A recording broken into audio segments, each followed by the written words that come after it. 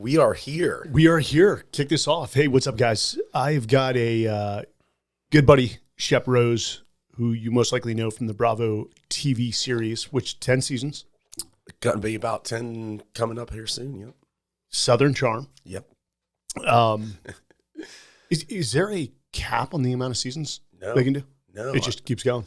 Look, this is my quick take, is it's really hard to make a TV show that people care about, watch, and talk about. And that's why you hear in Hollywood, right? Oh, it got canceled. Oh, we filmed a pilot, it went nowhere. Season 1, we got canceled. It was a misunderstanding or whatever. But if you get that traction and that snowball effect, then and that means you can sell advertising, right? And then it's just like, why not? Why not? Yeah. Of course, it's dollars and cents. The network is going to continue down that road. But hey, Shep, one of the things I want to dive into is your life. I know tomorrow we're going to do another podcast with John Welborn, Sanjay Ribeiro, who I'm sure you'll be good to see. Yep. Yourself and me, let's call it a debrief on Rhythmia, which should be pretty funny and intense in certain ways. But one of the things the TV shows don't totally dive into who you are, the background, where you're born and raised, man. Just give for the listeners and the viewers just your background. Sure. My favorite subject and my first love, me. No, I'd be happy to. First of all, I want to thank you guys for having me. And it was such a pleasure to meet you guys in Costa Rica.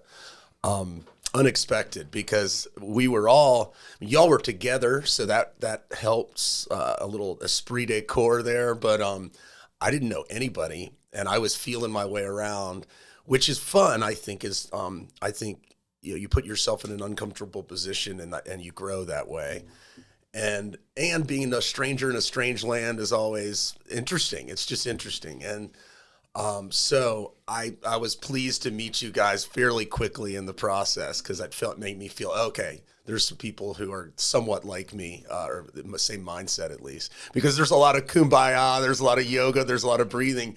I don't have any experience in that. So you almost feel inadequate on some levels, We were a bunch of dudes. You're like, oh, okay, they're the dudes. Yeah. And you fell right in with the crew. Right. So thank you in advance, and it's good to be here. So, all right, well, let's see.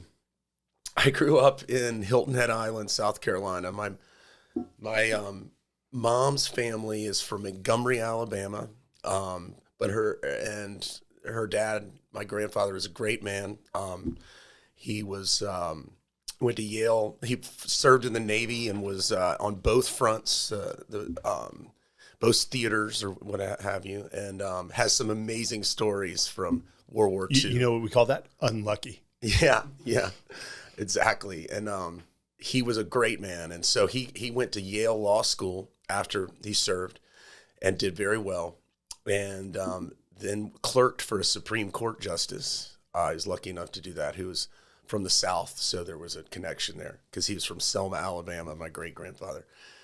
And a funny sidebar, my grandfather, his mother, or his grandmother, remembers hiding jewelry in Alabama in the backyard from the Union soldiers coming in, because they would take all the jewelry from the houses. Yeah, plunder. So that kind of cool history, wild history. So anyhow, and after that, he later on got appointed federal judge by Jimmy Carter. So he served, and he was a great guy, and I loved him.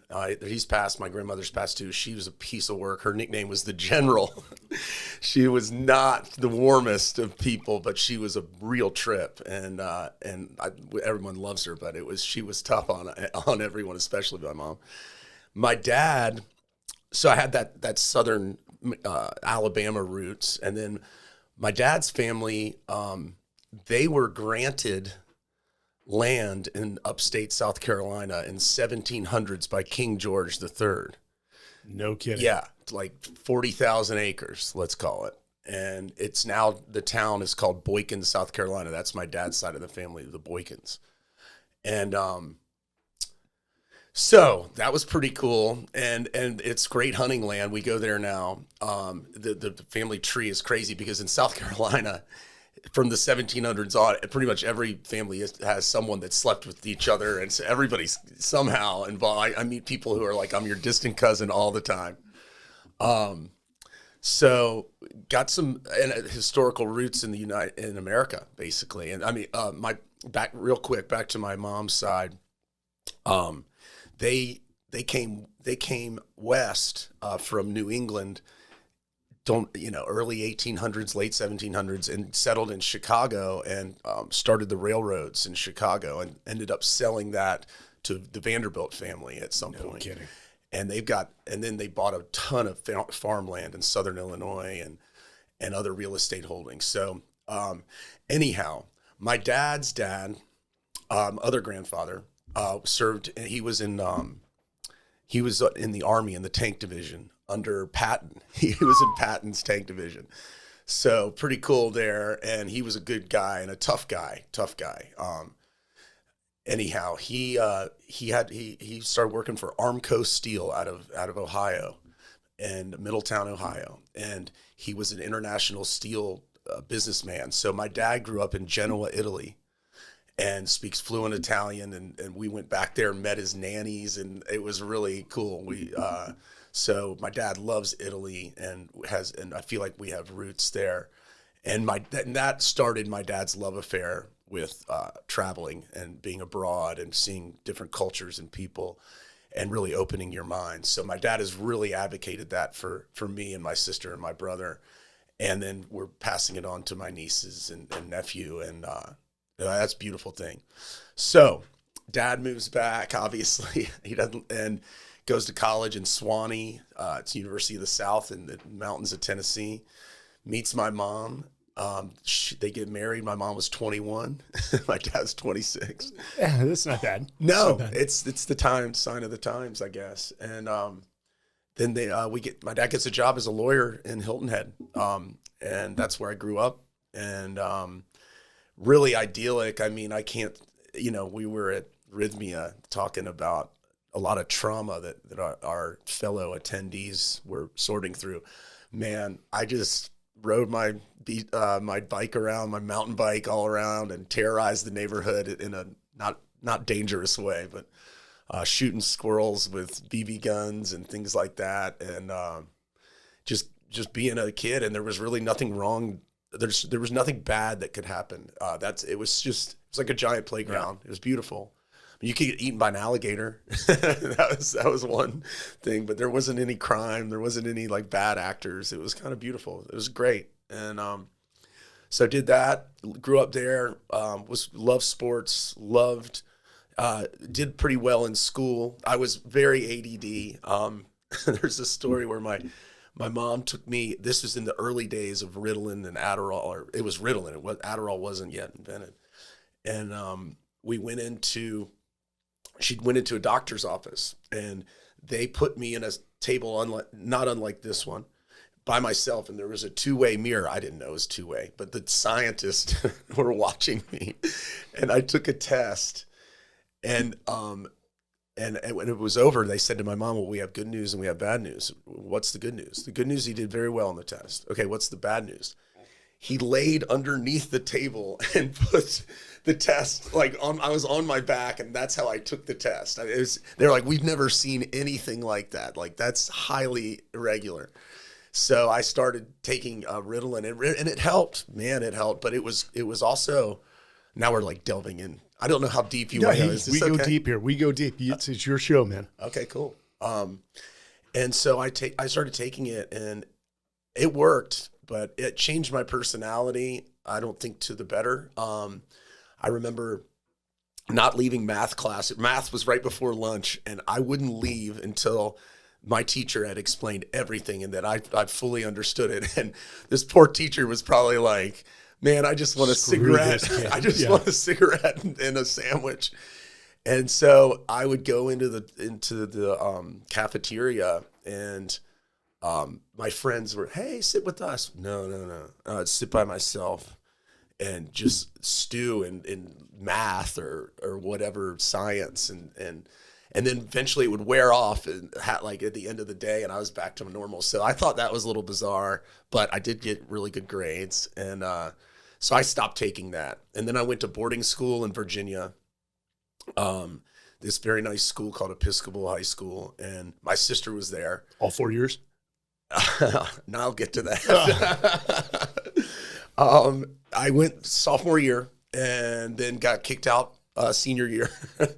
My sister was there before me. She's super smart. Like she's cum laude and all these scholarships and just a really smart gal and cool too. She was cool. So she showed me the ropes. The older guys liked me, even though they ribbed me about my sister endlessly. But I ended up making good, a lot of good lifelong friends. But here's how I describe boarding school. At least was my buddies were back home. They just got their licenses. They just got a brand new truck. And I was in a dorm room and they were like, you can't go there. You can't go there. You can't talk to that girl. I mean, it was pretty restrictive. And so I would obviously, we had a bunch of kids who were testing the electrocuted fences basically. And I got zapped too many times and asked to leave. And so anyhow, no big deal. It seems like a big deal at the time when you're younger, but yeah, I was always sort of a rebel, and devil may care, but I also got my work done, there's somewhere of a medium there. There's a quote, something like the world is run by C students or B students or something like that. I think who develop the soft side of their skills. Yeah. In our people, salesmen. Usually most salesmen, let me back up. Most millionaires had an average of a 2.9 GPA in college. Yeah, I believe it. Because that type A can hold you back. I certainly was never type A, but so I probably had like a 3.2. So you had an affinity for breaking the rules, which correct. If I look at the SEAL teams, all the guys had a common trait is they didn't like the rules. Right. We're always finding ways to get outside the rules or break the rules. Sure. But it was also like a strong trait that they were innovative. Yeah. And they were hard charging. Yeah. And they could just never stop. Right. So I see that as a good thing. You always want your son to have a little bit of what I call healthy disrespect for authority. Yeah. Yeah. A little rascal. Yeah. In him. And I know some people are like, oh, it's so wrong. No. I encourage it just a little. Oh, and you see these memes, or you speak to women, and they're like, God, I always go for the bad, for the naughty boy. You see, and there's something there. I don't know what it is. Because they're fun. Yeah. Never a dull moment, I suppose. So did you go back to Hilton Head? Went to Hilton High School? Yeah. Oh my God, that was painful. I mean, it was just my parents were so disappointed, and the college that I got into said I couldn't go anymore, and my dad was all upset. But we got like a college advisor. I graduated unceremoniously from Hilton Head High School and went to University of Georgia. And best thing that could have happened, I think, because it's a big pond. I could be myself and not have to worry about authority too much, because I was just University of Georgia is a lot of fun. 30,000 people. Yeah. I can guarantee whatever I'm doing, someone else is doing it harder and faster there. So what town is University of Georgia in? Athens. Athens, that's right. So joined a fraternity there with a bunch of boarding school guys as well, and did okay. And I loved it. I mean, academically, I don't know if I like to say the smartest I ever was 11th grade at boarding school. Like I was reading esoteric Shakespeare plays, and like Rosencrantz and Guildenstern is Dead by Tom Stoppard, and I was like understanding Chaucer and all this stuff and enjoying it, and then started smoking pot. My brain got clouded. I guess I don't know. There was an innocence and like an actual academic pursuits. I think college is kind of a waste of time unless you go to a small liberal arts college. Agree. Yeah. Agree. Where you're forced to study. Yeah. You got a class of 25 people and you gotta sink or swim. I mean, that's what it, but I was in lecture halls with 300 people. Yeah. I found that hard too. My first go around was quite unsuccessful, but when I went back as a Marine with a focus, plus they're going to send you back to the Marine Corps if you fail. it was easy. Plus, I was older, but it's Where not was your first go around? University of Colorado at Boulder. Oh my God. Yeah. That Yeah. could be tough to get lost in the shuffle. Kicked out of the NROTC unit, failing grades, withdrew from all my classes, and went and enlisted in the Marine Corps before my old man, who's a scary individual, loving individual, but also very scary in his own right, before he could get his hands on me. And I was off. Was he ex-military too? So my dad he got drafted, and at boot camp, or was it boot camp or his school after boot camp? It was at Fort Polk, Louisiana, and they had everyone lined up, and they said, "Hey, we're looking for people with a very special skill who played competitive football." And like 3 guys' hands went up. My dad was one of them. They're like, "Go outside," and ended up on the Fort Polk, Louisiana football team. Wow. Playing for the base, which base football was very like it was like commanders against other base commanders. It was a point of pride. So I ended up playing football.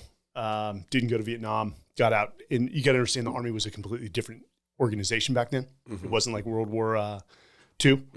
Vietnam, like if you did something wrong, they took you around the back of the barracks and beat the living snot out of you. So it wasn't the most stellar leadership style. But back to your point about the last time you were focused when you were 11, because then you discovered all these extracurricular activities. No, 11th grade. 11th grade? Yeah. My last one was my 9th grade. Freshman, I pretty much had all A's, and then girls, parties, alcohol, surfing. Like, where's the next fun? Yeah. Oh, it was downhill from there until the Marine Corps. I feel that. So, finished that. Finished college and went to Charleston, and Why Charleston? It's a great town. Oh, yeah, no, agreed. It's near Hilton Head where I grew up. How far? 2 hours. And Charleston was always this town where everybody wanted to be, but it was hard to. The barrier to entry was fairly high because they're not handing out jobs at the border. I mean, it's a lot of food and beverage and hospitality, and then there's a hospital, and you can be a lawyer, but that's kind of a lot of nepotism and stuff. So they keep it. You can't stay there and make a good living. To this day, it's getting easier. There's tech and stuff, but this was 20 plus years ago. So moved there, got a job with a family friend in real estate, and started dating the first real love of mine. And the problem with the job was literally the first week, he was this kind of cool guy in his 30s, late 30s. And he had 3 kids by his ex-wife, and he was like gung-ho and cool. I liked him. And but the first week I got the job, he gained custody of his 3 kids because his wife was getting remarried. So their ages 11, 8, and 6, and I'm almost all of a sudden like his 4th kid. So we sort of didn't make any money there for a year. But it was great. He was like, "Hey, instead of coming into work, will you take my son surfing?" I was like, "Yeah." And I wasn't even getting paid, but I was in love with this girl, and had my friends in Charleston, and it was a really lovely time, a wild, fun time, but a lovely time. And finally, my mom and dad were like, "You need to get a job, a real job." So a job. Yeah, they got me a job down in Florida in West Palm with Pulte Homes, which is they make track homes, they're nice, but they're little communities. So basically, in real estate, still selling track homes, selling communities. Gated communities with a pond in the middle, and the drill. And especially in Florida, they're everywhere, retirement type places. So I did that. I went down there, and it was fun. I had a ball. Learned a lot. And one day I was sort of bored with my job, and my grandparents were there, and I was living in the house that they owned, but they're only there a month out of the year, and it was right on the water. It was cool. But in West Palm? No, in Jupiter Island. Oh yeah. Oh yeah. But Jupiter Island wasn't that cool. I mean, it was old rich people. But beautiful. I mean, you were far. I mean, close to the beach, you could surf. Yes. Oh yeah. Yes. But if I wanted to go out, it was a 45-minute cab, and there weren't a lot of cabs back then. Yeah. So I would just get in my car on Friday and just go and stay with friends in Palm Beach. And so but maybe that was a good thing. But being far away from the parties and stuff. I definitely didn't throw any parties at the house because people wouldn't come. It's too far. So I was living there with my. That's a lack of promotion. I tried. That's a total lack of promotion. I mean, before you could have social thrown media, Rangers. you know, like I couldn't even like tell people. I couldn't. Yeah. So anyhow, my grandparents were like, we're going to the club because Greg Norman is speaking there, and this was a long time ago. Like I said, 20 plus years ago, and I was a fan of his, and I said, oh, I'll go with you. So I went, and he spoke about his businesses and all this stuff. And they were like, okay, well, what are you doing for dinner? I was like, I'll meet you back at the house. I'm going to stay here and talk to Mr. Norman, maybe, if I can. So I stood there and I waited till he went through all this stuff. And I said, Mr. Norman, I'm Shep. I admire you, you as an athlete, but as a businessman. And I would love to talk to you about maybe, a job or something in that. And he was like, he looked at me and then he goes, talk to my guy here, Bart. And I was like, okay. And he looked like a sharp guy. And he's like, here's my card. Just email me. I'll get back to you. And 3 months later, I got a job with Medalist Developments. But that's the funny part about that is I went and interviewed, and this guy, Frank Weed, who's a great guy, he's from North Carolina. He was talking to me and he's like, what's your name? I was like, Shep Rose. And then about halfway in, he goes, what's your mom's maiden name? I said, Hobbs. And he goes, Frances Hobbs? I was like, yeah. I was like, what? He's like, I went out on a date with her. No way. In college. And I go, oh my God. So that was kind of cool. And then I called my mom after the interview. I was like, do you know who Frank is? He goes, yes, he got arrested on our date and we had to go bail him out of jail. So I was like, I think I'm with the right outfit here, and I got the job and that was cool. And I did market research and land acquisitions, trying to find new places to build golf courses and communities. And man, it was a dream, man. It was cool. I was working for Greg Norman and his cohorts. And so that was cool. And then they were like, hey, you need to go to business school. A few of my older guys I respected. And I was like, all right. And so I applied to a few. I applied to McCombs here in Austin, came down and visited, had a nice time, and ended up going to Vanderbilt Business School and in Nashville. And boy, has it changed. I mean, that was in 2006. So is Austin. Yeah, Austin. But those two are so analogous. Like, I know. Austin in Nashville are so alike. Yeah. And do you know that Austin claims music capital of the United States, which I think is completely wrong? They go, it's Nashville, man. You can't compete with that. Or New York. Yeah, yeah. Anyhow, so so I did that, and then I remembered when I worked for Greg Norman, I one day was told to take this guy out and show him around different projects around West Palm. And he was this Australian guy, and I liked him. His name was David Spencer. And he started giving me a hard time, and I was like, I'm going to give it right back, at which he loved. And so we were sparring and laughing and stuff. And then I just remembered him, and he ended up going to Dubai and working for the Sovereign Fund, building golf courses in the middle of the desert. And between my first and second year of business school, they asked you to do an internship. And I thought, it'd be cool if I could somehow connect with him and get a job or an internship in Dubai. And so I was able to do it. He was cool as hell, very enthusiastic. They'd never done that before, but they liked the idea of it. So I shipped off to Dubai and for a summer. Yeah. And what a time I had there, man. It was just amazing. I stayed in a Holiday Inn Express all summer. Time. Yeah. Which is probably cheaper than renting a house. Yeah. Dubai is not cheap, man. No. When's the last time you've been back? It wasn't long ago, a couple of years. Yeah. It's changed a lot too. Oh, yeah. So I had a driver named Samir who didn't understand a word I said, and we loved each other. He called me Seth. And I was like, Samir, you're the best. He would pick me up with strange ladies, all over Dubai. And I'd be like, can you give her a ride home in the morning? And he's like, oh, yes. Oh, this is great. And and then I worked and they were selling houses at a clip that's amazing. I mean, they were doing $300 million in a weekend. Things were humming. This is the summer of 2008, right before the fall crash. Yeah. and sheiks were coming in and buying 10 houses at 10 million a piece, just No like kidding. And then the buildings there were empty in the marina. They were brand new, tall buildings with zero lights on at night. And I asked a friend, well, what is that? Oh, that's Russian mobsters or oligarchs build these buildings and they have no tenants because they don't want any wear and tear. And then they turn around and sell it 2 years later, their money's laundered. So there's a lot of, I was told under no uncertain terms not to play around with Russians, you know. To include the women. Well, yes, that too. No, totally. That was the implication. But I ended up dating a girl from Bulgaria, but which isn't Russia. She's from Sofia. Her name was Zornita. She called me Zizi. And I was like, I will call you Zizi. And then she one time said to me, Shepherd, I have never met anybody quite like you. I was like, you haven't, have you?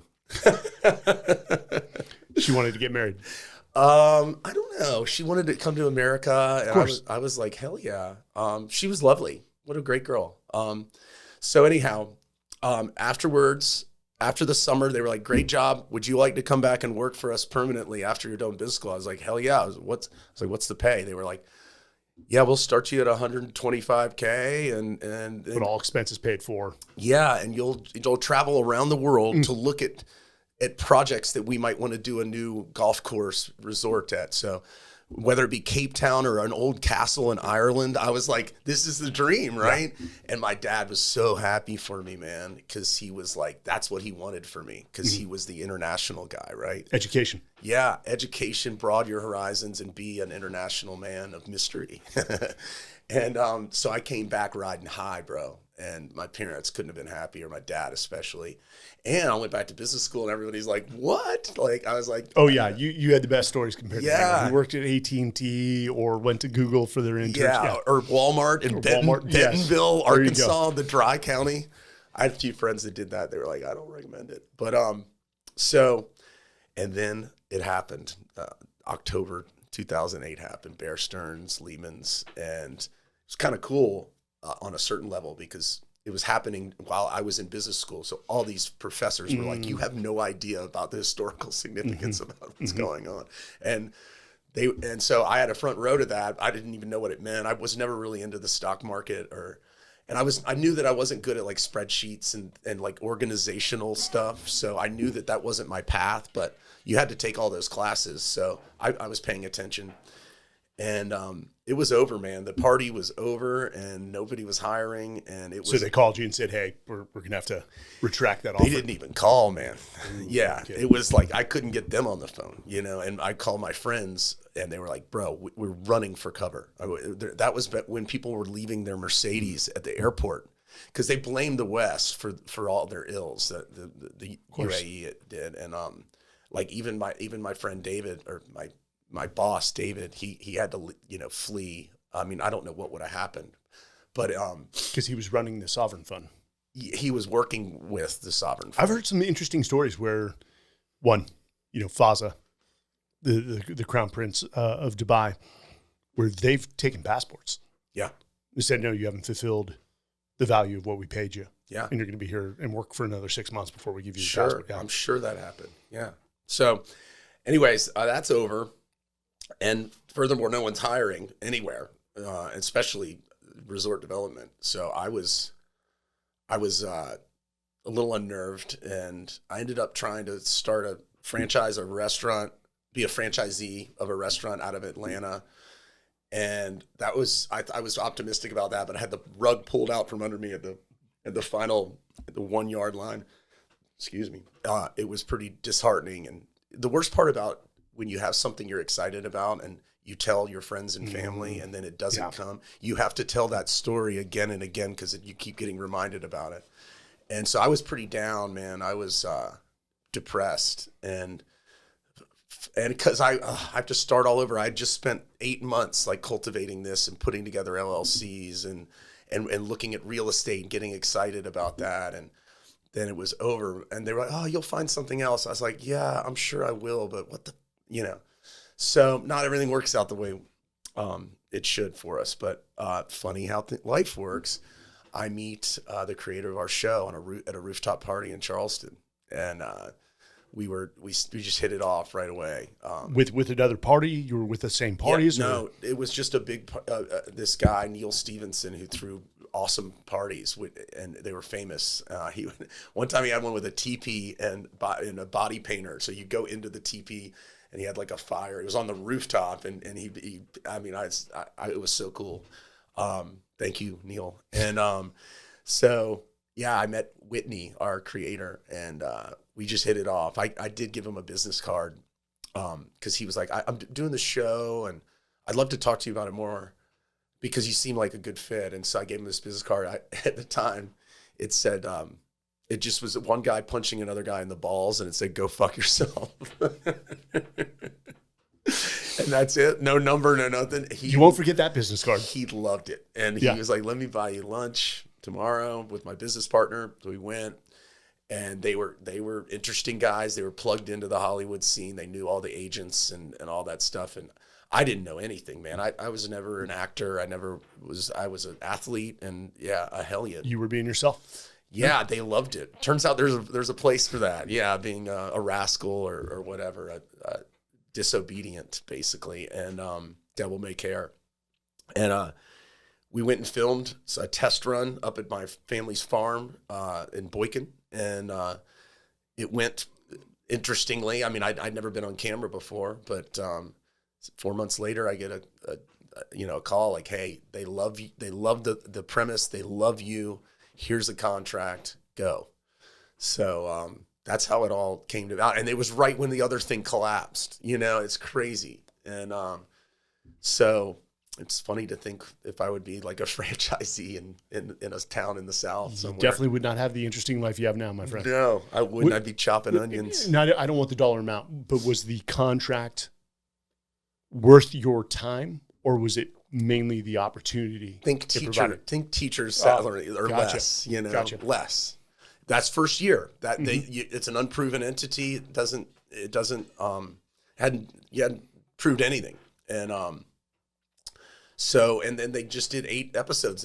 They were like, well, let's see if it gets any traction. And it's been a crazy series sequence of events that has all led to the popularity of the show. I mean, we had a really great original cast.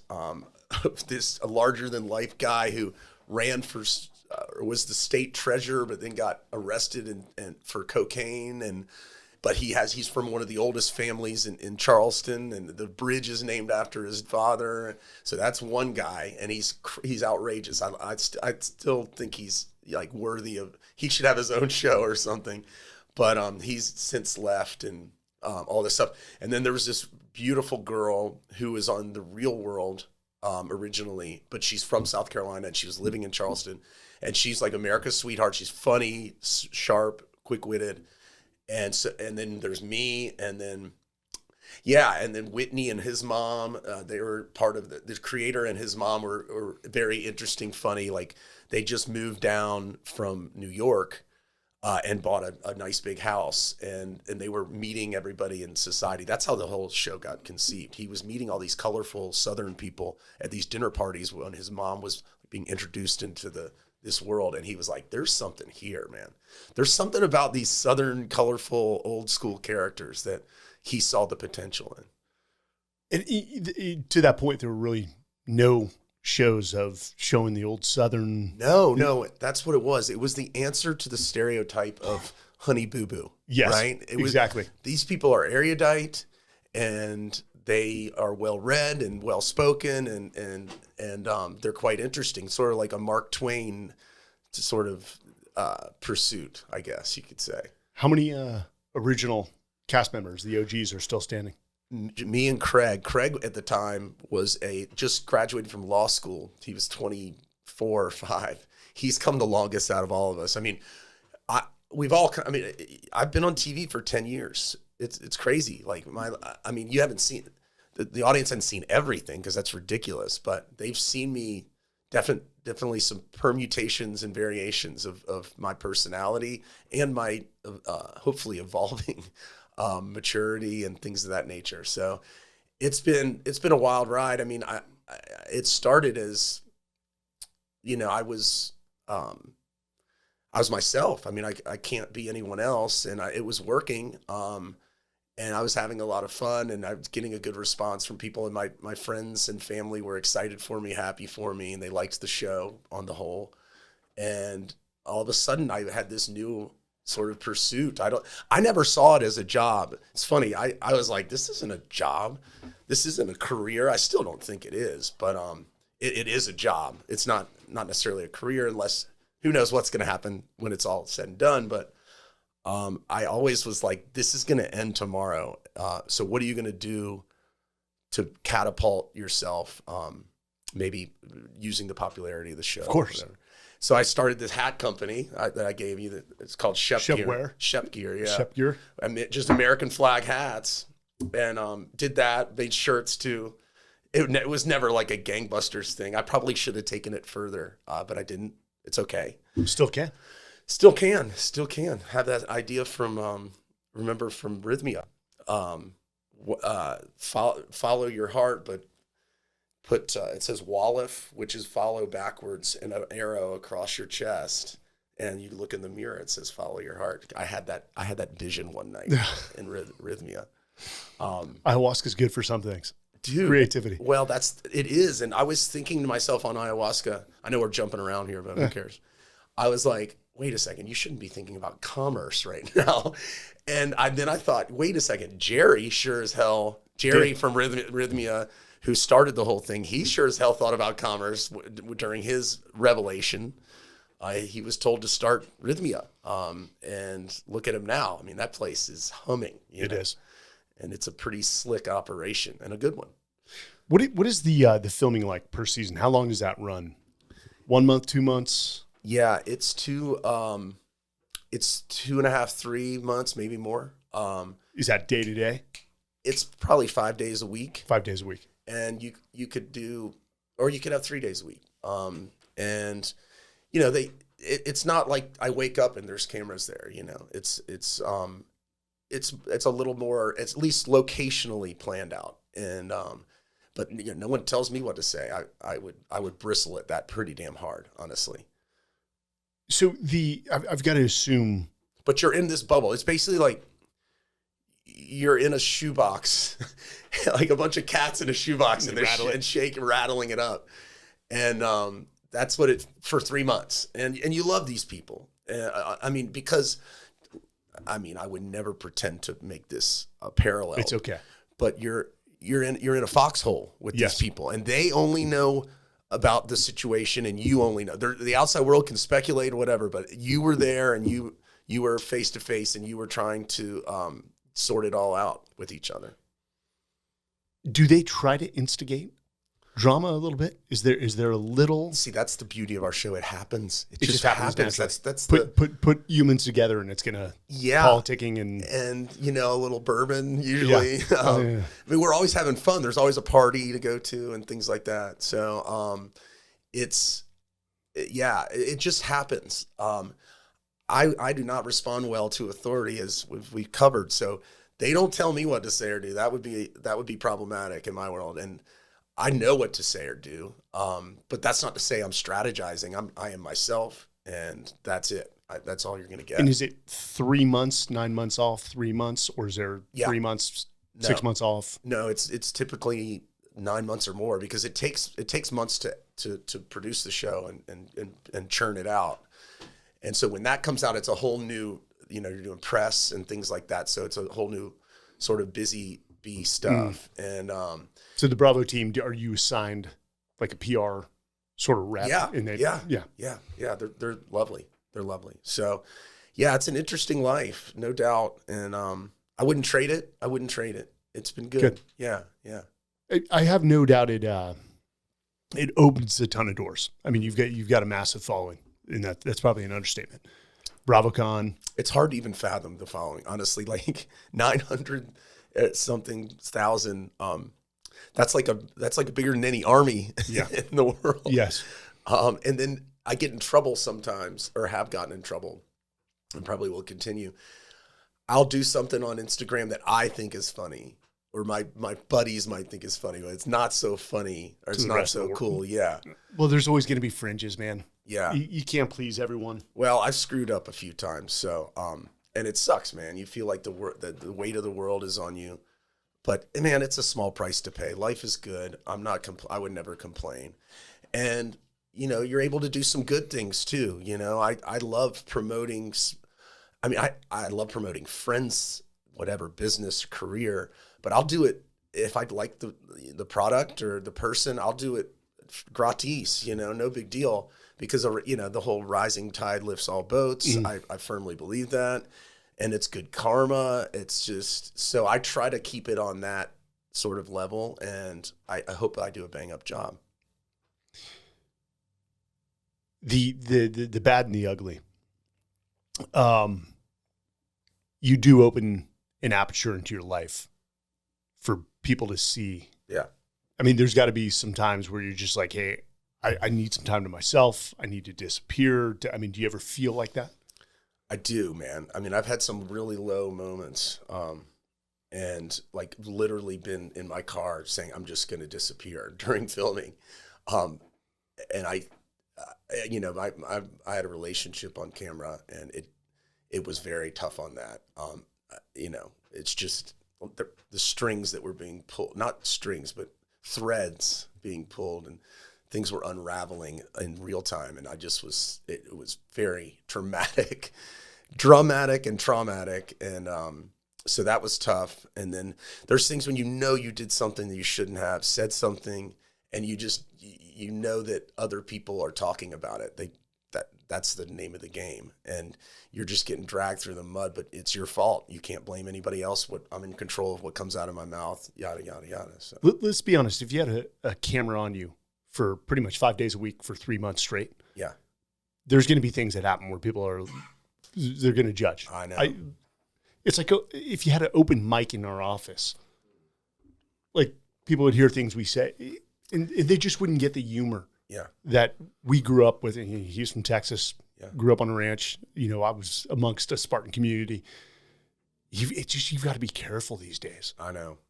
And the problem with social media is, and we all know this, it's like anyone can make an anonymous comment with very little context. Mm-hmm.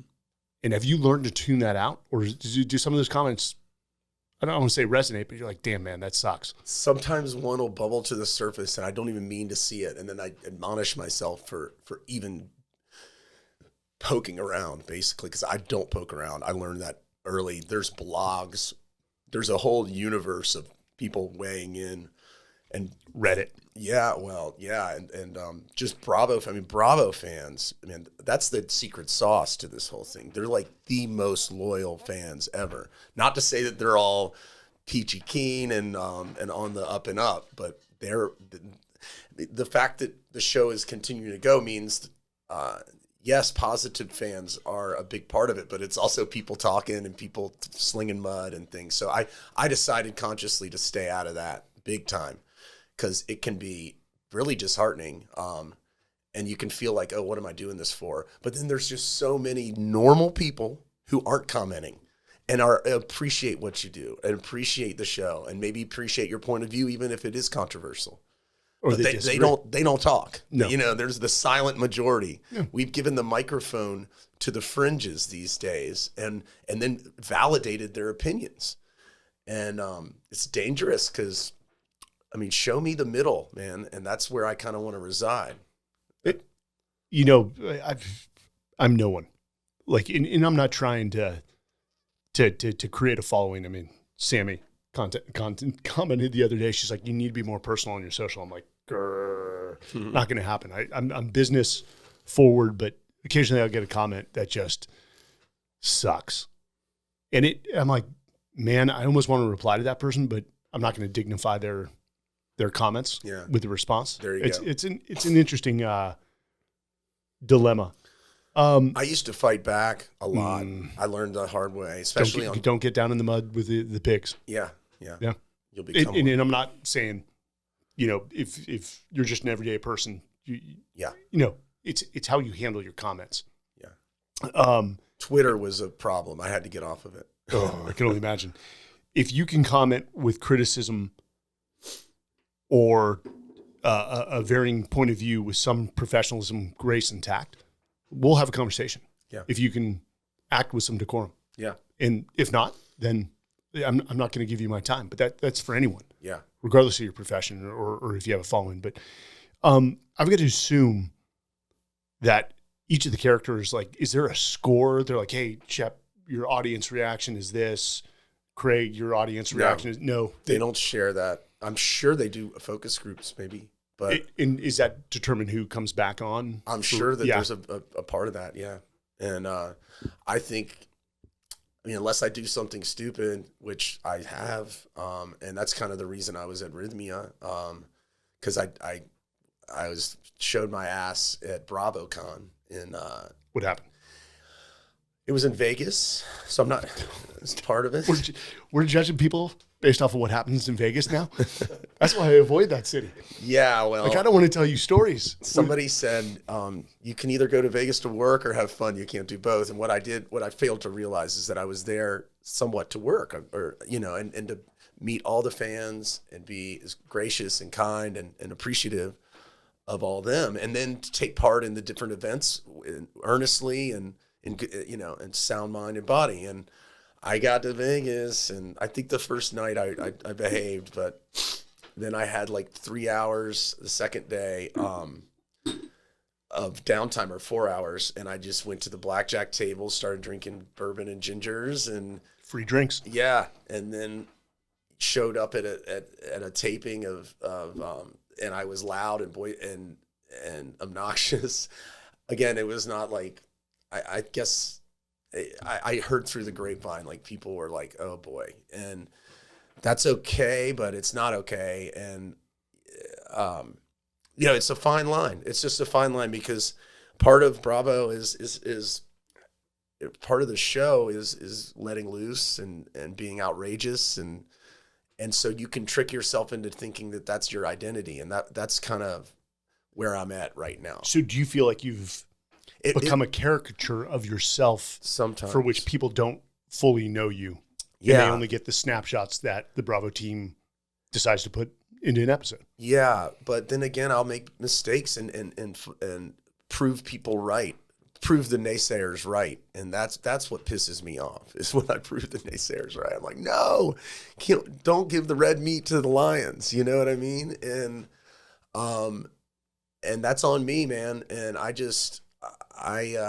had an identity as a wild man and a lot of fun, and also cavalier about life, basically. And that was who I was. And the problem, I guess, was like, if you can't do that continually for years and years, if you have a 9 to 5, I mean, you just can't. No, I've tried. It doesn't work. Yeah. But here I was doing well professionally, I guess you could call it. And then being, that behavior was, I wouldn't say rewarded, but not discouraged, because it's what paid the bills. So that's what I told myself in the morning when I was like, what happened? Oh, well, price of doing business. But when the cameras are off, that's a whole, I mean, on or off, it doesn't matter. It's your life. It's at least my life. And so I can't, and so I got in a little bit of trouble with some of the powers that be, and I got a really lovely call from Andy, who's a great guy, and he was just like, he's like, look, I want you around, and I want you to be around. I don't want you to not have the decision to be around, and you want to things to end on your own terms if possible. Yeah. And it was a great call, and I really appreciated it. And, a wake-up call. Yeah, and it was fun. He was so cool, but it was and I was very much appreciated. And then I reached out to my two buddies on the show and was like, I need to talk. And I think they had it. They were frustrated by my. I don't know how they feel. I care about them a lot, and I try to do things for them as much as I can. And we're all in this together, foxhole theory back. And I asked to chat with them, over lunch, I'll buy you lunch. And they weren't willing to hear me out. And that's okay. That's okay. That's your choice. That's your choice. But that really hurt. And I had a lot of trouble with that. And was that fairly recent? That was before I went to Rhythmia. That was in November. And I was just like, okay, I guess I got to do this by, like, they're the only ones that would understand some of how this, where are we at this moment, And I mean, there's a whole other aspect of, obviously I'm just becoming increasingly susceptible to taking it too far, and my body and mind can't handle it anymore. I can't run as hard as I used to. And I'm being told by myself that's not okay anymore, but it's a lesson hard learned. And I know that we texted, recently about stuff like that. And, it's pattern of behavior. It's a very old, worn down pattern of behavior. And it's hard to find a new groove, but that's what we must do. To resort to what requires no effort whatsoever. Yeah. But to make those iterative changes to get where you want, that is the hardest battle, and everyone's battling something. And you ultimately chose to Being go comfortable is the biggest addictive thing that you can in the world, basically, right? And it takes time. You're not going to get off the wagon or get off the horse immediately. It's going to be a little bit of back and forth. You're going to fall back to your old ways as long as you can assess and reflect and identify how to make those changes. But you ultimately chose to go to Rhythmia, and we're going to dive into Rhythmia deep with John Welborn and Sanjay, you and me. But yeah, though that was so I was like, okay, and then Mike, I mean, it happened again in Charleston, and I was watching football all afternoon with some guys, and then went downtown to steakhouse, met Whitney in Austin, and I shouldn't have been out, and especially downtown, and people would buy me martinis and shots, and all of us, really. It's like a maelstrom, and it was a Saturday night, and a lot of tourists around, a lot of people, a lot of fans. And so you better mind yourself, because you can quickly be in a compromising position. And I jumped right in, and so it happened again after Vegas, and those boys were kind enough and friend to put me in an Uber, and I went home, and I woke up and was like, what the hell? Am I in control? Am I in control? And what happened, and how bad is it? It's a terrible feeling, a helpless feeling. So that was a big, the one in Charleston was a big wake up, and went to Thanksgiving with my family, the Greenbrier, in West Virginia, and just was very upfront with everybody. I mean, I didn't like sit them down. I was individually was like, here's how I'm feeling. It's like, and they were like very supportive, and talked to some friends too. And between my friends and family, I got close friends, and I got a lot of stories come back to me of similar ilk. Getting older, can't do it the way. I mean, I was at a concert and I was just behaving like I was in my 20s, and boy, I took a stumble and hit my head, and these people have kids and wives and jobs, so that was sort of heartening in a way, like, okay, this is a thing, and it's happening way more than what people are talking about. And, there's a lot of people that are sober out there that a lot of this kind of stuff happened. But they, who got, their fifth DUI or lost their job, or their wife left them. And thankfully none of this stuff happened to me. And I'm okay. But it just, So anyhow, I decided to go on the reunion show and tell my story, and on national television. And so which takes a lot of vulnerability. Yeah. Because you're opening yourself up. Sure. And I applaud you for that. Well, it's also getting ahead of it and holding yourself accountable on national TV, no less, and it's just saying I need to be better. And I was hoping that it would resonate, and I think it really did. I mean, boy, you should have seen my DMs when it came out. I was at Rhythmia. It was the final night. When that show aired? Yeah. So No I knew way. I was in the Maloka, and I was like, oh man, I didn't like belabor it, but I was like, there's a lot going on in my life that I don't even know about right now that's being aired. And you never said a thing to Sanjay or me. No. So that was it. That was in the back of your mind.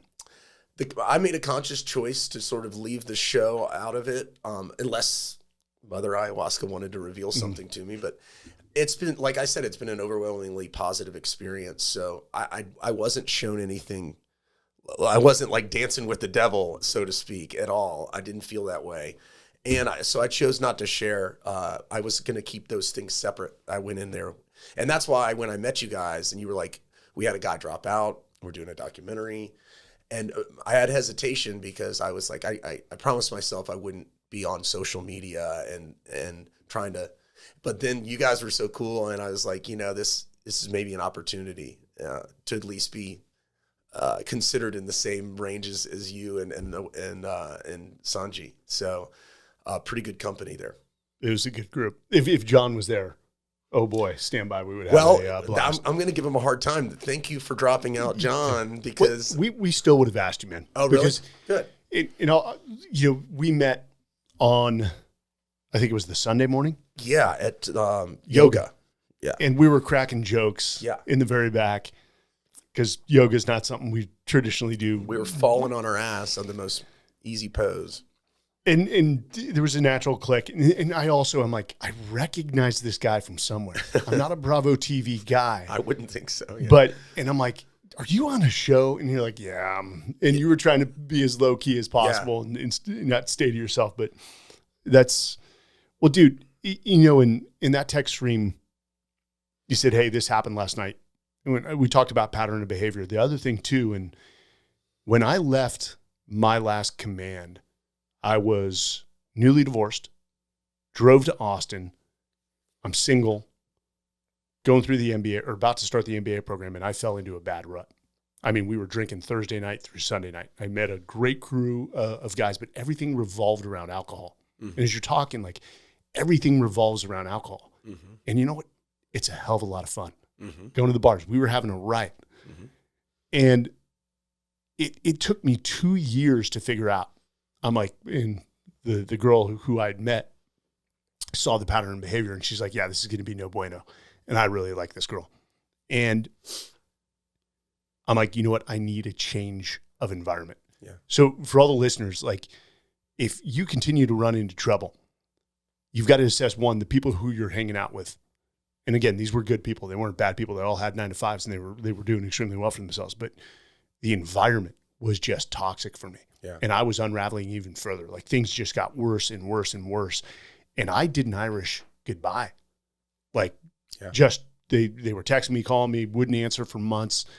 And eventually one of my good friends within that group, Wes, was like, bro, what's up? I'm like, bro, I just can't do it anymore. Yeah. I am at the time, I think I just turned 40.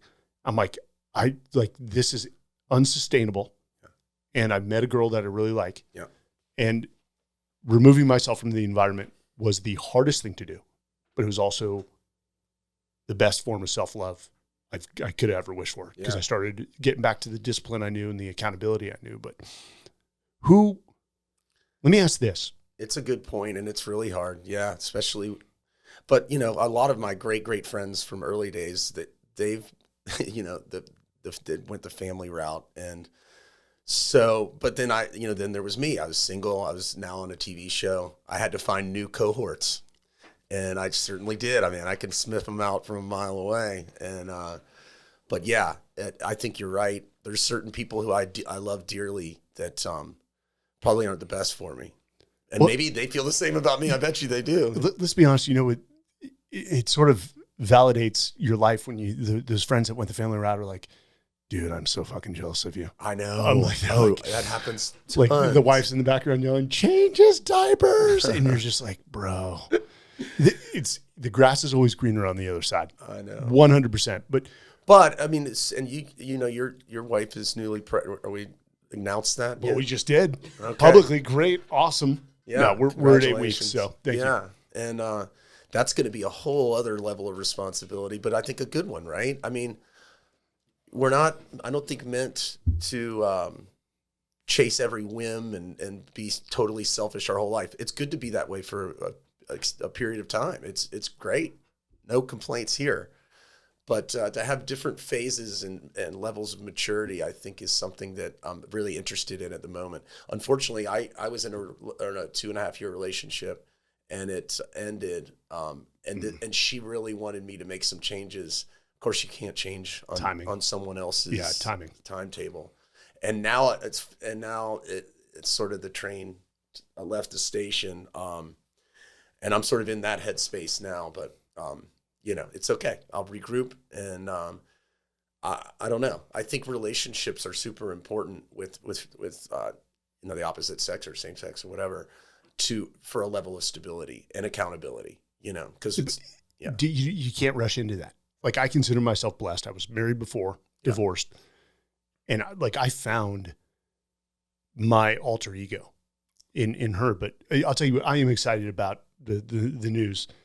Like, just beside myself. Good. Except for the point where she's like, this means you can't be doing these expeditions anymore. And it was like, like wait. Let's circle back on that one, because that's sort of the company I'm building with Legacy Expeditions. That's how the bread is buttered. I'm like, yes. I'm like, we'll come to that one once the child's born. And well, funny enough, I think she is a late September, early October pregnancy, and I told you I'm jumping out of an airplane at 42,000 in a wingsuit right now. That's the plan. Wingsuit. You're gonna cruise around. Okay. We're gonna try to shoot. Well, I'm supporting. I'm gonna be filming a guy who's trying to break the wingsuit record in terms of vertical distance. He's a Force Recon Marine. He's just a good friend and just a good heart. In fact, he's a Rhythmia alum. Oh. Who he said it changed his life. Cool. But I want to ask you, man. In what you're describing is a phase everyone goes through, and everyone's phases are different. Have you ever looked in the mirror and say, who's the man I want to be 10 years from now? No, I never did. I just was like always fly by the seat of the pants, never plan. I don't know I took pride in the fact that I didn't know where I was going to be in 3 months or much less a year. That's not a bad thing, though. Some people live that way, and they live just spectacular lives. And you've lived a interesting and spectacular life. But let's say, how old are you now? 44. 44. You see, 44 years young. Yeah. Like, I feel good. Do you think you need to go through that process of just like, hey, when I'm 55, where do I want to be? Who do I want to be? Yeah, I know. Yes, I do is the answer. And I think a lot of it has to do with, do I want to do the family route? And if not, what is that going to look like? Because I really think it keeps you honest, and it provides a pride and that, and doing the right thing. I mean, that's why, like, when you see these guys that you respect so much because they did it right. I'm trying to think of some guy. Right is a relative. I know. Yeah, I know. But they've sacrificed. It was right for them. Sacrificed their own maybe excitement or fun to raise. I mean, I did have a vision at Rhythmia. I was like, oh, okay. Like, the only way to really have a legacy in this world is to raise a good, solid family. Like, and hopefully that's how you're remembered. Which is your bloodline. Yeah. I mean, you guys have you guys have pedigree. Yeah. Within the I don't think of it that way, but I appreciate that. No. I mean, that's an interesting. I mean, you guys got roots back to England, the early settlers, and I don't think I could trace back our family line beyond 1899. We know we come from Italy and the Pyrenees Mountains, but cool. There is definitely a selflessness, that you have to be a parent, because you are constantly putting aside your needs for a child. And I can't sit here with a straight face and look at you and say, I did that for my two kids, my daughter and my son. I was also going to war, and somebody had to do that because very few people were willing to. And I was surrounded by the guys who were making the same decisions. But it definitely robbed us of the opportunity to be selfless for our kids. Yeah. And with my last job, my last command of the SEAL teams, it was just like go. And you just weren't there. So this is not a redo for me. Like, I still have two just beautiful kids, and I need to try to be there for them more. How old are they? 20. Well, turning 20 here, Wow. March 13th, and 16 on February 28th. Cool. So, and they've got a good head on their shoulders, but this is definitely going to be a different experience for me. Yeah. What about, and I know that's king on your list, looking for the right partner. Yeah. And whether that is for you or not. No, I think it is. It's funny. I do think, like, whatever projections that I might have my future, I never saw myself. I sort of scoffed at the white picket fence. I see myself. I always thought that I'd end up with like a Australian girl, a British girl, or someone like that, or a South African or something, because those women, the men in those countries are all animals. I mean, not all of them, but they're like just Australia. I've heard Australian women say they love American men because they're toned down maybe a little bit. So I thought maybe that would happen for me. That I would be a little less than the competition, a little more palatable than the competition. But I do think there's something cool about living two separate lives. Like, this has been my life up to now. If I meet the right person, I really think I will pursue a completely different reality. No pun intended on that. In a different country or a completely different part of the world, and just sort of reinvent myself and go that route. That sounds interesting to me, and it sounds like a complete rebirth or whatever, born out of commitment and care for another or others. So I think that might be something that I want to do. It sounds like you're gonna ride this opportunity as long as it's there, though. Yeah. I guess the question would be, why wouldn't you? And what if it segues to something different? Yeah, that'd be great. I've got some ideas out there, and we've talked. You've been super supportive. I appreciate it, and yeah, I mean, this space of Men's Journal, and you and Mark were kind enough to sort of explore that. I'm going to be writing about my experience down there. We'll see where that goes. I love writing. I get incredible satisfaction out of writing, and being sort of the eye in the sky at places like Rhythmia. Like, I feel so creative, and also I feel that same way when I travel, because being the fish out of water, we're not in Kansas anymore. I love that. That makes me percolate. When I run into problems, it's boredom. It's boredom, and I don't have enough to do. Idle hands. Yeah, idle hands. I'm at home. I know all the bartenders. I know all the wild hellions, and it's right there waiting for you. Like the Grim Shep. Reaper at the door. Shep. Yeah. Join us. But so if I'm by myself in Scandinavia, which I did last May, I mean, yeah, I had beers, but I was by myself, and I never had one single evening that was crazy. Over the top. Yeah, no, there just wasn't. Where'd you go in Scandinavia? I went to Copenhagen, Oslo, and Stockholm. It was freaking awesome, dude. Loved it. I still have not hit the Scandinavian countries. Oh, you've got to. We definitely want to go to God darn it, Norway, and do a skydiving expedition out in Norway and do the. Yeah, when are you going to do that? We've been talking about it for a long time. Might I suggest something? Yes. Because I took a boat from Copenhagen to Oslo. It was really cool. Someone recommended it. It's an overnight boat, and you go through the whatever sea. And I had a nice suite, on a balcony, and it's basically like a cruise ship, but it was just for one night. And so I land in Oslo, and I check into this cool hotel that someone told me to go to, and they were like, "You must be here for Constitution Day." I was like, "What is that?" "No, I'm not." They were like, "You're not?" They were like, "It's tomorrow. It's our Independence Day. It's our 4th of July." I was like, "What?" I was like, "Cool." They were like, "Yeah, the whole country has a party. It's amazing." That is awesome. And so I went to like a gift shop and bought like a Norway soccer jersey and like a scarf and a hat. And I was like, okay, I'm going to do the 4th of July thing. So I walk out of my hotel and I look around and everybody's in a sharp suit or like a Norwegian. The women are in like a Norwegian sort of lederhosen, like beautiful dresses. I was like, oh shit, no, that's not what they do here. The Americans are the only tacky. You look like the American amongst the dumb American trying to pimp my little Norway gear. So I quickly changed and had one of the best days. It's in the. Oh, Oh, It's at the end of May, and it is so fun, so fun. Everybody's so welcoming and nice, and that goes for all of Scandinavia, for that matter. Everyone's wonderful. and dude, that's what I'm trying to do with Legacy Expeditions.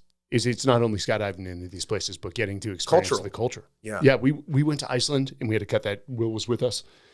We had to cut that trip short. Andy Stumpf and I were skydiving into a few locations because the people running it were completely like unsafe. And it totally ruined the trip because we were supposed to be there for like 10 days. And we cut it short at like, what, 4? Yeah. Will stayed by himself. He took some beautiful photographs. Beautiful photographs. Yeah, no, I think that's an idea I have. I have it written up. A show, sort of Anthony Bourdain without the food, like, because he really took a deep dive on culture and traditions and stuff and tried to make you understand and appreciate.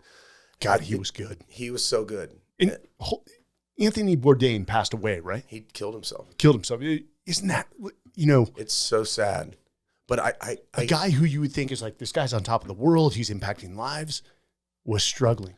Well, and I talked about this at the reunion, in my soliloquy at the reunion. I said, I've always respected people that were a little rebellious and spat in the devil's eye, so to speak. And I was like, and I named a few heroes: Keith Richards, Jack Nicholson, Hunter S. Thompson, Hemingway, and I was like, but there's 2 other people I want to talk about, and that's Owen Wilson and Anthony Bourdain. And Owen Wilson, who I really respect and think is one of the funniest, he tried to kill himself. I didn't know that. Oh yeah, it was like several years ago. And then Anthony Bourdain accomplished that, and I was like, what could they be feeling? They're so respected. Everyone loves them, and I said, they must have felt isolated and ashamed. I was going to ask you, are there times, even though this massive following the show, you feel lonely? Yes. And I said that I said, the old adage, you can have a million friends, but no one to talk to. And, but my saving grace in those moments is my family and friends, and my ability or inability to keep my mouth shut, which is a good thing, because the communication dissipates a lot of shame, embarrassment. You just got to get it off your chest. And I can only assume those 2 guys, had a few things happen where they were just unhappy and they had so many friends and fans, not that's someone, but like so many people that would love to support them, and they hit a moment, a really toxic cocktail of isolation and shame, and that can produce what it did for at least for Anthony. Happiness, man. Yeah. It's, again, from the outside looking in, people look at Anthony Bourdain and they think, God, he must be the happiest man in the world. Yeah. Well, I read a book about him. It was interesting. He, by his former assistant, and as the show got more popular, he became more removed. It became an organism, a business, and he lost some of his wonderment and curiosity. He used to travel in the van with the camera guys and everybody, and by the end he was just by himself. And it's just very sad to think. And he lost his tribe. Well, yeah, and he had drug problems. I read his book. He had drug and alcohol problems, and now I'm speculating. I don't know what happened, but it's easy to picture him falling back into some things and being so embarrassed or so shameful. And not having, and then I know there was a female that was part of his depression as well. But anyhow, now we're talking about something completely different. I just interviewed Les Stroud. Do you know who he is? Survivor Man. Les Stroud is the GOAT. He is, you've got the why am I blanking? The British guy, Bear Grylls, and all those guys. Which he was actually outspoken. He's like, oh, those are the Hollywood guys that have all the crews and they don't stay out. Les Stroud was one of the first where he would go out with GoPros and he was all alone, and he would put himself in all the different 7 continents into these wild environments where he had to survive, and he's getting it on GoPro. And he talked about, they wanted me to move towards Bear Grylls, let's do these big productions. He's like, no, I won't do it. Yeah. And he was sort of alluding to that it was his saving grace, is that he wasn't willing to take it to a level where it would rob himself of the enjoyment he had outdoors. That's an interesting world, man. Yeah, let me know, man. Well, let's go. I mean, I'll jump out of a plane. I don't care. We'll get you. Well, let's teach you to skydive first. Yeah. We'll get the timing right on that. I did it once. Tandem? Yes, tandem in Interlaken, Switzerland, out of a helicopter. I thought my head was going to get chopped off by the blades. Mountains in the background? Yeah. Yeah. 14,000 feet. Beautiful. They said I free fell for 90 seconds, but it sure felt like 10, you know? Yeah, no, that's accurate. Yeah. We'll get you trained to jump by yourself. Is that your one thing that you love to do as far as your travel documentaries or content? So one, Does it center around skydiving? I consider myself a exceptionally mediocre storyteller. Okay. That's trying. Okay. But it is one almost like getting the band back together. Yeah. And a lot of guys on these are like guys I didn't intimately serve with in the military. But when you get veterans, there's a common thread. And just to have the group together to do something that is challenging, that's a little bit risky, that we mitigate the risk. We're really good at mitigating the risk. I get a lot of value from that. And, you talk to you about, we did the 7 continents, 7 days. I think the world record is right there. We set 4 of them. And that destroyed my life for 18 months because I had to handle the bulk of the planning. We had 2 guys that were handling each of the spots, except for I had to get involved in Antarctica for that jump. But they would handle the actual jumping out of the plane, coordinate with that. But I had to run the whole business side of the thing. Mm-hmm. And I love my wife. My wife is the greatest source of my joy as well as my kids. But you do need man time. Yeah. It's just, that's like, anyone who says otherwise is just like, dude, like, who are you trying to kid? Yeah. And so we had a blast. And of course, you put these guys together and there's egos, to include my own. There's politicking. There's the little cliques for them. But watching them complete the last jump, and I'm watching them all drink a beer and I'm off to the side. Somebody's like, you must be elated. I'm like, yeah, it's pretty cool what we just did, but that's the reason right there. And then to watch them go on Fox and Friends a few days after in the morning and watching them was the biggest sense of joy. But here's the thing, and I've got a good friend, Glenn Cowan, who's a Canadian. He's their version of JSOC, retired. And I started to feel depressed because I had felt that brotherhood again. Yeah. And then it was just taken away. And of course I internalize like most men do. Yeah. I think that's the source of a lot of depression and that loneliness, that isolation, which leads to suicide for men. And he's like, hey man, you got time to talk? Something doesn't feel right. And we talked and I'm like, bro, I'm feeling the same thing. Oh, okay. And so we haven't figured a way to get around that. And I can't hold these as, I'm still trying to get the business model down in this thing. Yeah. I'm an exceptionally mediocre storyteller. I'm an exceptionally mediocre business operator as well. Not by the looks of things. And looks are deceiving. People don't see me like glancing at the P&L every day, like, what is wrong here? And I'm over exaggerating, but I would love to get this thing humming and as many veterans on these, because it just lets you feel that thrill again. Yeah. You can't feel selling real estate or selling cars or working at Amazon. There's just, from what we did to what to now, there is a missing component in my life. My wife knows it. Yeah. She's like, how often do you think about what you did? I'm like, every freaking day, and especially the guys we lost. Yeah. So I'm figuring this out, man. Question, just out of curiosity, in the SEALs, is it a comprehensive thing? Like, okay, or do they discover that one guy or group of guys is better at skydiving and others are better in the water, or is it that's the thing, you have to be good at everything? No, you have to hit the standard on everything, but and there's a known bar. Okay, like, hey, you've got to be able to do X, skydiving, diving, sure. Pistol qual, rifle qual.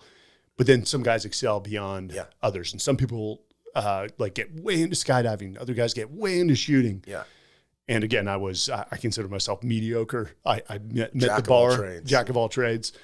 And that's what makes it interesting is who to put forward when, you've got to put an explosive on the door. Everyone's like, yeah, so-and-so, Yeah. place the explosive because he's just so freaking good at that. Yeah. Or, hey, who's the one man going through the door? We all know who it's going to be because he's the best on the rifle pistol, and it's CQC. So it's an interesting bunch. And then there's the guys, the purple squirrels, as we call them, that are just good at everything. And you just hate those guys. You love them, but you're like, dude, what is it about that guy? He's just like anything he touches. Yeah. It's gold. Wow. Yeah. Cool, man. Well, bro, I can't thank you enough for coming on. Is there anything you want to leave the audience with? Any nuggets of wisdom? Anything you've learned along the way? Things coming up, your company, where to find Shep gear? Yeah. I mean, what I've taken away from it is, as far as being on TV, but I think this tracks in all life, is just be yourself and be honest, and good things will happen. Or things will happen, you know. I mean, there's no promises in this life, and but as long as you're authentic, and we talked about that down in Costa Rica, you know, be authentic. And I really appreciate you guys, because I do get in a bubble, and I love my friends and my co-stars, for example. I do. I don't, you know. I think we get disappointed. It can be toxic sometimes, especially when the cameras are off. We're trying to prove ourselves in this way or that way. And friends shouldn't have to have that tone, you know. It shouldn't be a competition, but it certainly is, and I understand it. But I was very appreciative to meet you guys and hear about what you're up to, because I consider you and Mark and Sanjay like friends now, and friends that I can lean on and spend time, do cool things with. And I sort of needed that reset. I mean, Rhythmia, thank you. I know that you didn't know who was going to be there that week, but it all seems to work out the way that makes me feel really good about my immediate future. And I'd love to work with you guys, and I'm going to write, and we're going to put some articles up on Mike's page in Men's Journal online, and that'll be sort of a precursor maybe to a bigger publication. And I'm getting ready to go on a business venture in Charleston that I'm excited about. I'm not really yet ready to reveal it, but if it makes sense, maybe do some videos charting that. Nice. And so it's a reset. It's a course correct, and I feel really good about it, and I feel good about sharing it too, even though my now burden of proof is that much higher, you know. And I have that to live up to, which is it's a bit scary too, you know. If I was trying to change and nobody knew it, that would be a completely different thing, you know. And so if I'm here or there and I'm doing the wrong thing, it's going to get back to somebody, and that's a whole another level of disappointment. But I like it. I like the pressure. I perform well under pressure because I'm ADD. You know, you give me the test. I don't have to study. I'll study the last second and cram and hopefully get a B+. So, anyways, I feel good. I'm so glad to have met you. And let's. This is as in Casablanca. This is the start of a beautiful friendship, I hope. Damn straight. Well, I'm glad you're setting higher bars for yourself. The course correct. That's life. Yeah. Yeah. And what are we if we don't have high standards for ourselves? And we don't examine all the time. Reflect. Yeah. One of the most important traits in life. Well, guys, thank you for joining us. Shep Rose, thank you for joining us. Where can people find you? Instagram? Yeah, Instagram, Relationship. I'll be posting Relationship. That was my nickname that my friends gave me when I was in a serious relationship because I wasn't as fun anymore. And they were like, God damn, Relationship. He doesn't have as much fun as he used to. And my dad picked up on it and liked it too, because he would call my single friends when we were in our 20s. He'd be like, Shep doesn't have any good stories anymore. Tell me what you guys are up to. So it's just funny. Yeah. And isn't that indicative of what we talked about before? Like you trick yourself into thinking that, give them what they want, give the public what they want, or the family what they want. But I said this recently, like it was funny. It was funny. Even the missteps were like, oh boy, had a little scrape there, but it's just not as funny anymore. It's just not as funny anymore. And so, hopefully this next step will be fruitful and good in a lot of different ways. Well, thank you for coming in. With that, we will leave it at that, and we're out.